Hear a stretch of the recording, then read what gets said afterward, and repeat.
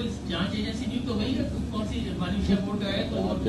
तो देखिए, रीट माननीय मुख्यमंत्री जी ने ये कहा था कि हम लोग 2 अगस्त को रीट की एग्जाम करवाएंगे।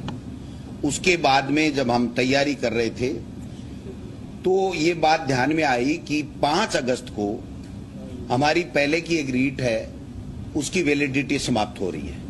चूंकि जिस दिन एग्जाम की जाती है उस दिन वैलिडिटी मानी जाती है, तो 3 दिन में मैं समझता हूं फिर रिजल्ट आता, उससे पहले उसकी वैलिडिटी खत्म हो जाती। तो हमने इस डेट को आगे खिसका करके 2 सितंबर किया। हमने जितनी मीटिंगें करनी थी कर ली, लेकिन इसमें जो इश्यू है, एक तो एनसीटी ने हमें एक गाइडलाइन दी है कि कॉमर्स के विद्यार्थियों को इसमें शामिल करना है। एक गाइडलाइन ये भी आई है कि जो बीएड के लोग हैं वो L1 में भी परीक्षा में भी शामिल हो सकते हैं। तो दूसरे इन चीजों के ऊपर हम लोग मीटिंग करके हमने तय किया है, उसके लिए हमें अमेंडमेंट करने पड़ेंगे।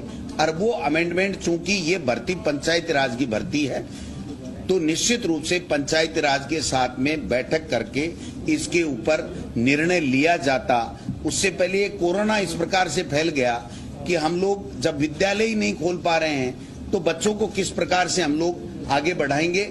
लेकिन फिर भी मैं आपको बताना चाहता हूं कि रीट के लिए जो मीटिंगें सरकारी स्तर पर करनी थी, जिस प्रकार के निर्णय लेने थे, वो तकरीबन हमने ले लिए हैं।